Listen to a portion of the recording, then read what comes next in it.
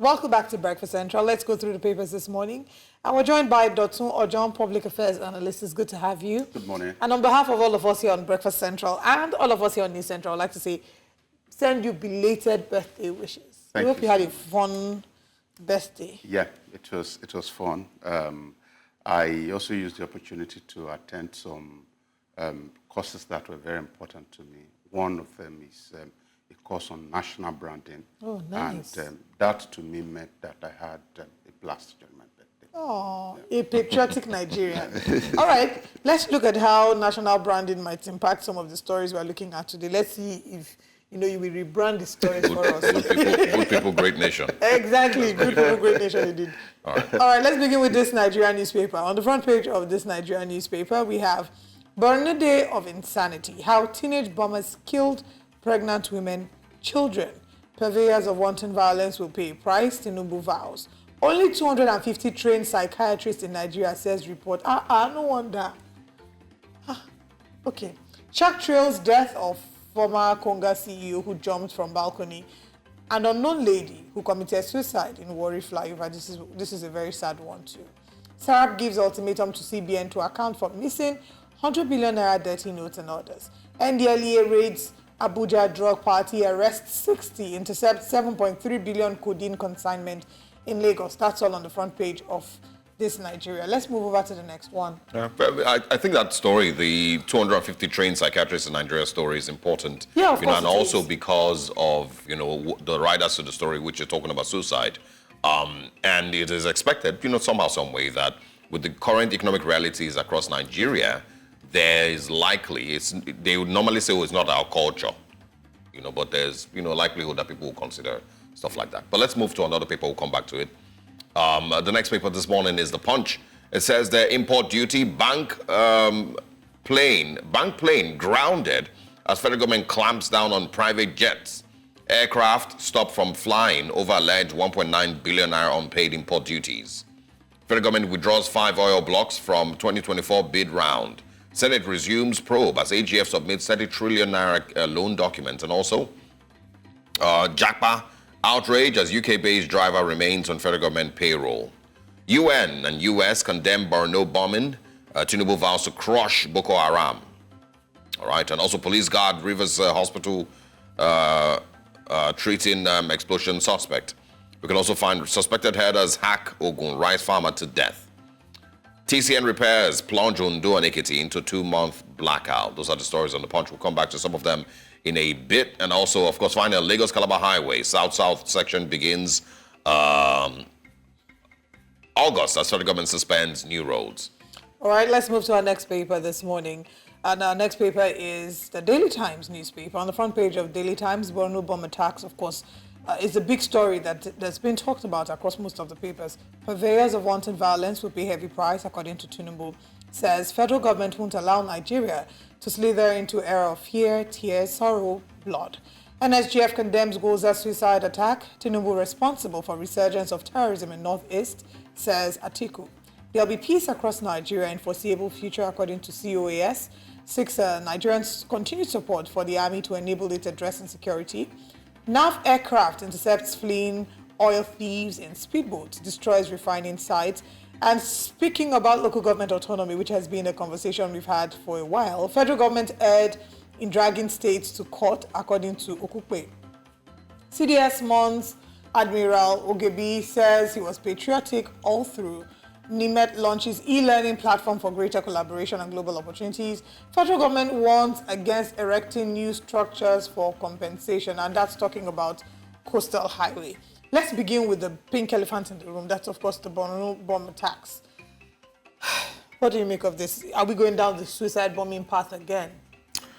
Okay, I would not say yes or no, because I've said it repeatedly that the fight against terror is not that of deadline, it's that of consistency. And of course, when there's scarcity in the land, the vision of the people disappear. And once vision disappears, vanity becomes an issue. And whenever there's economic hardship in the community, security is always challenged. And we have a nation that has not paid too much attention to deliberately building its citizenry. And once you come to a nation like that, then it's easy for anybody to come from anywhere to actually make use of them. And I was talking about taking a course on national branding, and one very significant thing that I took away is that for anybody to believe in their country, for anybody to defend their country, they will first of all believe in their country. So once there's a disconnect between believability and the reality of what the people are going through, you see that it's easy for them to actually line up on the side of terror. And that's what you've seen. Before you get somebody to strap a bomb around him or herself to go and detonate, it's a lot of radicalization that has taken place. So I believe, I've heard what the president said, I believe that he will be able to match action with his word, because that's been the disconnect. When we have somebody, at the point we have somebody who was not talking at all. I'm grateful we have somebody who can actually say that we are going to do something. Well, the former president gave marching orders multiple times. Yeah, I think the way the present president is talking now is a bit different. And I hope that the danger in that is that when you speak with this audacity and you do not do anything with it, it drives people to the realm of hopelessness. So I believe that he will be able to match his word with action that will translate into punishing anybody, arresting, prosecuting, and punishing anybody that is responsible. I said something earlier, I'm not sure if you agree or not, that this basically tells, for me, it's a report card on how well we've, won, how far we've, of course, won with regards to the fight against insurgency in 10 years. The last times that we had, regular bombings was 2012, 2013, 2014. It, was off for a while. So if we're back to hearing about bombs, does this basically tell you what we have achieved in 10 years? Not necessarily, because just as I've said, when you haven't developed your intelligence, and anytime, because people don't get to understand the implication of NSC coming out to say that they want to go on strike for more salary, you have forgotten that most of these security operatives too are workers in the government service. It shows that whenever their welfare is challenged, their productivity is lowered. Once productivity is lowered, then responsibility becomes a question.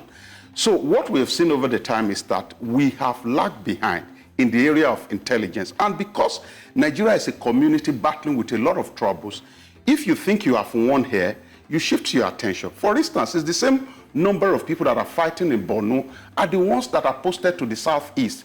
They are the ones that will respond to even headers' attack. It has become an issue today that ordinary things that police should respond to, we will drive our military men and women into it. So it's not a sieve that we've not made progress, but I think that if we win here, we must also step up the issue of intelligence. You don't say because you have won this battle that you completely want to actually leave that the fight zone. is the strategy with regards improving security. It's not one thing. It's a combination of things. And what I'm basing my assessment on is that in 10 years, we should have said, okay, this is what we achieved in 3 years or 4 years or 5 years and 7 years. This is how much improvement we're giving to security. It's funding, with information gathering, intelligence gathering, with equipment, with personnel.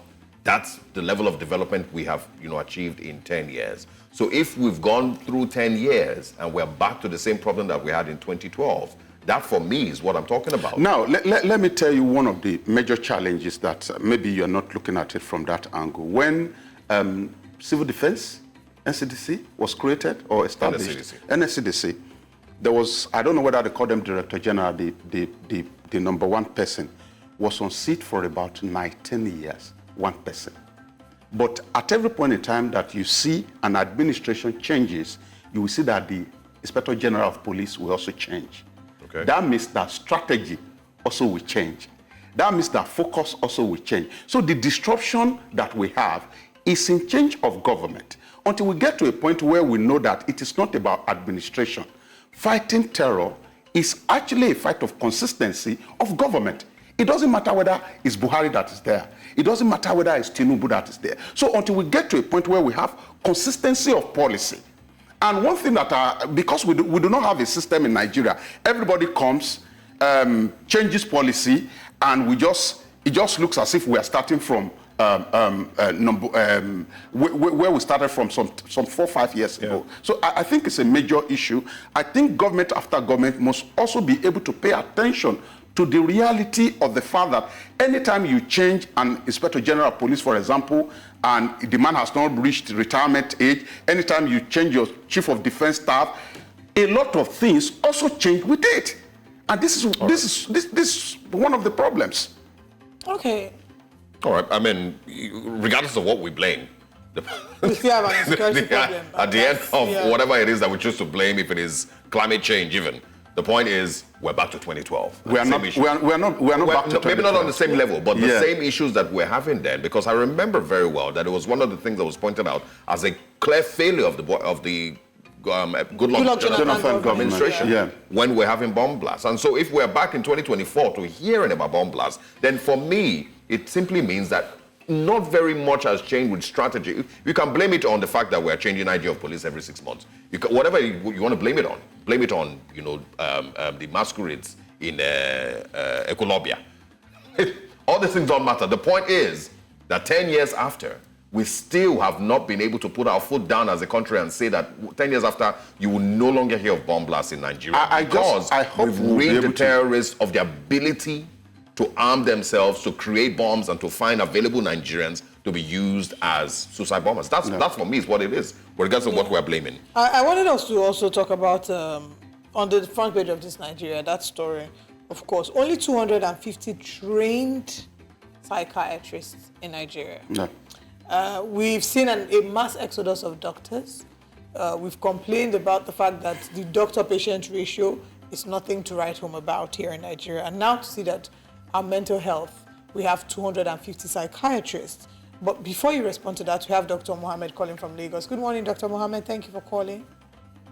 Hey. Please go ahead with your comment. Hello. We can hear you. Please go ahead. Yes, it is not a matter of change of IG and any other the high rank officer. So what is the cause? The time of President Yar'Adua, you will ask, what is the reason? What caused it? So when we are talking about security, nobody can tackle Nigeria security. Because even though you that we are hearing me now, if we are hungry, you cannot sit down there. Definition of the hungry is too bad. Nobody is hungry that you will have bad planning. Without eating is too dangerous. And how God enter Nigeria? You cannot just talking about change ID, change general. How did God enter Nigeria? What is the cause of fighting? What is the result to that? So Nigeria lack of understanding. Nigeria go to school, but the lack of understanding English. Because you have to ask somebody, what is the reason? What is the causes? Nobody go ask for causes. What is the reason? This thing that happened, what caused it? What is the result to that? So somebody is hungry, you say it sit down without anything. Who will take it like that? If in a woman, you will start prostitution. If in a man, if in a to kidnap to make it to survive to eat, he will do it. All right, Dr. Mohammed, thanks a lot. Please go ahead. Let's move on to one of the our challenge, our mental challenge, the best way to see it is when you drive in Lagos traffic, and it can sound really comical, but the reality is that if you see the way the people behave, and to tie it to what he said, I also mentioned economic reality and hardship that the people are going through. Yep. When suddenly, and there's a difference between when you suddenly fall into hardship from the side of hope and when you gradually walk into hardship.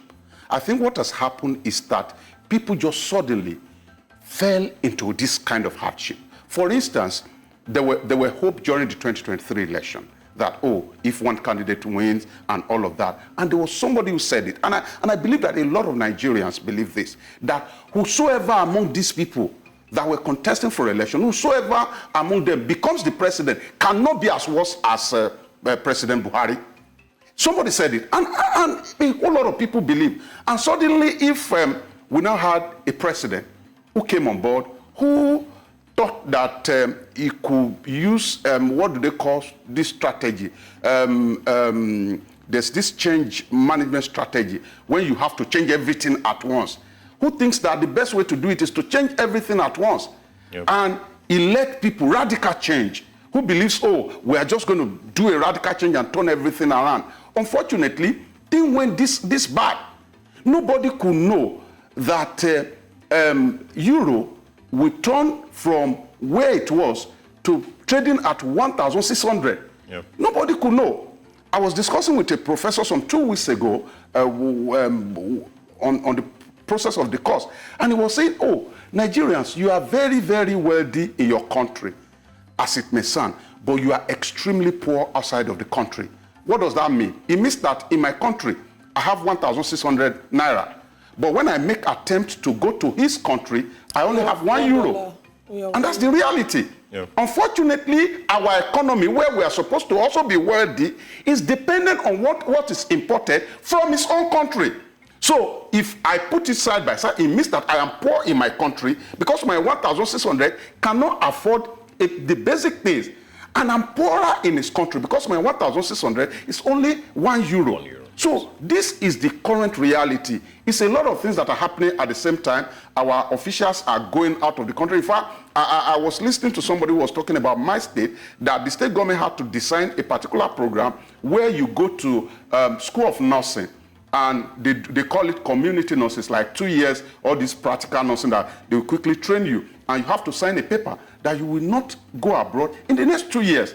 It is that bad. Nurses are taking the place of doctors. You get to hospital, everything is practically empty.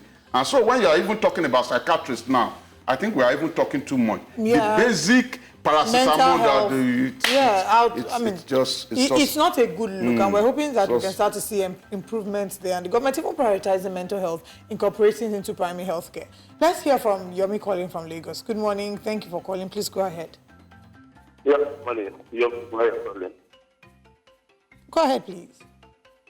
Yeah, please, I just have to say this. Whoever that is doing anything the truth is not saying the obvious about this government. This man has made a terrible mistake, and he has rerouted this country into a free state as it is today. The key problem that he made was the fluctuation of the currency, and the subsidy removal. Those two policies have destroyed this country. Whatever anybody is going to say again, that this man is trying, he's doing this, he's doing that, that person is not just in the truth. That's my comment. Thank you. Thank you. I think to say that the country is destroyed is a bit too extreme. Yeah, too extreme. The reality is that President Tinubu has a lot of challenges in his hand. He made a major blunder, as he has said, and nobody's going to shy away from that fact. You cannot remove. You see, our lives are dependent on these two issues. You haven't sorted out the issue of production. You're throwing the market open for everybody. You cannot remove subsidy at the same time and allow your naira to be finding its place in the currency market. It's a major blunder the government committed. And I know that somehow, someday, they will realize that they committed blunder. But the reality is that Nigerians also must be told that one of the major mistakes we've made over the years is to have judged our nation with the performance of our leaders. Nigeria is an entity. Whosoever is in power is transient. The administration will come and go. But what we have done, why do you see that a lot of people don't go out to vote on the day of election? They think they are angry about the administration, but in reality, you are actually angry about your country. The country has not done anything for us, because Nigeria is a blessed country, as it were. All the resource that you need as a people is here. We are talking about the greatest export Nigeria has as a country. It's not even in crude oil. It's in you and me. The personalities that we shone out. If you get abroad today, you get to, as bad as it may sound, you get to any facet, any sector. So are you saying that we Nigerians shouldn't doing exploit? We shouldn't judge Nigeria by its leaders? Yes. Why? Because Nigeria is not a problem. You see where our problem comes from. People think that when a leader comes, whatever it does, we are going to judge the entity called Nigeria. And the Nigeria as an entity has actually not wronged anybody. President Tinubu will come now, and he's going to make a lot of enemies because of his policies. And those enemies he has made will refuse to go and vote in 2027. And they don't know that by so doing, they are empowering incompetent people to actually continue or to come into office. The day I fear that we have an issue was 2019, when Nigeria could go and file behind President Buhari and gave him a second-time ticket. And somebody will say, oh, they rigged the election. Who rigged those elections? Well, they're not part of Nigerians. Oh, who are the people working in INEC? Are they not Nigerians? The police will complain about, are they not Nigerians? Are they not our brothers and sisters? So that's what I'm saying. If we get to a point and we think that, oh, Nigeria is doomed, we will never get to do what is right. And what is right is to ensure that we hold our government responsible at every point in time. All right. One more call from Abuja. Abdul, good morning. Good morning. Go ahead. Sorry, I like the comments of your analyst. He agreed the issue of going back we generalize. I just want to tell you, like he said, we have a president now that is talking, that wants to actually fight these people. One thing again that I want you to know is that the people behind this are the cabals. Just like they threatened Jonathan, they want to threaten Jagaba too. What they are trying to do is to make sure that they are looking at 2027. You know, anytime, I'm not a tribalist, God is my witness. Anytime a Southerner is in power, those cabals, they are not comfortable. And they keep telling you that they are protecting the interest of the poor people in the north, whereas they are the problems of those poor people. They have been holding on to power for a very long time. What has the poor people gained from it? I agree that Jagaba misguided by removing the subsidy and then collapsing the Naira value at the same time. But then, all the three leading contenders promised that they were going to do all those things. The way he went about it is the problem. But then we are in it now. I think all of us, I never liked Jagaba. But then, now that he's there, let us work towards stabilizing the country. I can assure you, the people that are organizing those bombs, they are the same set of people that organized sending Jonathan away.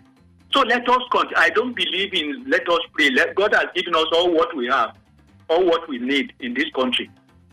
Let Jagaba I quickly need to make that. All right. Thanks a lot, Abdul. Yeah, you see, once we have president, I just sincerely hope that one day we'll have somebody who is willing to die for the country. Because if you are not willing to die for the country, you'll be trampled upon. In fact, Nigeria, if you study Constitution, which is what I've done, I've seen that the power that is given to the Nigerian president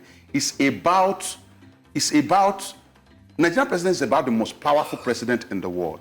So if you have a Nigerian president that is still coming out to say, or people are still suggesting that there are cabals elsewhere that are causing crisis, it means that the person is not really ready to work. That's just the reality. So I want us to quickly just stop this narrative about cabal. And I want to urge the president and advise him. Now this is what he applied for. He said he was going to do it. It's about time for him to do what is right.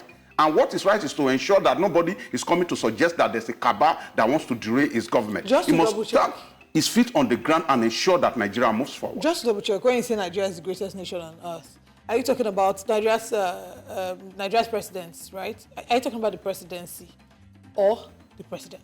No, I'm talking about the president being the most powerful president. So in by other president, places, you mean President Bola Ahmed Tinubu? And every other president, yeah, and any other president that has occupied. Okay, because when you look at it, our systems are very weak, and because our systems are very weak, it gives the power, the ultimate power, to the president. For example, It should not be heard that the president is the one recommending or appointing INEC chief. It should not be heard. Because INEC chief is the one that will determine the destiny direction of everybody. But a president puts him there. And at the end of the day, he does whatever he likes in the process. So your president is very powerful. Now, your president, when last did you hear that the Senate rejects an application for loan, despite the fact that Nigeria is going into debt daily? The last time we heard was when Saraki was there. It makes the Nigerian president very powerful. When last did you hear that the executive brought before the Supreme Court a matter that concerns them and they go back negative? It shows that there are influences here and there that the president can actually wield to make the nation better. Dotun Ojon, thank you very much for joining us this morning. And to our callers, we appreciate you, and we look forward to speaking with you again. It's a very interesting day across the newspapers this morning. Unfortunately, once again, sad stories, not very many of them, happy stories, but